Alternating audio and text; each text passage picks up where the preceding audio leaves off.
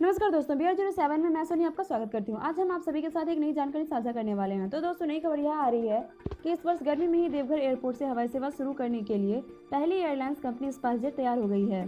इसके CEO जितेंद्र शर्मा ने केंद्रीय नागर विमानन मंत्रालय को पत्र भेजकर दिल्ली, कोलकाता, वाराणसी व पटना से देवघर एयरपोर्ट तक हवाई सेवा शुरू करने पर सहमति जताई है। साथ ही स्पाइसजेट ने कई रिक्वायरमेंट का भी प्रस्ताव राज्य सरकार के नागर विमानन विभाग समेत एयरपोर्ट अथॉरिटी ऑफ इंडिया को दिया।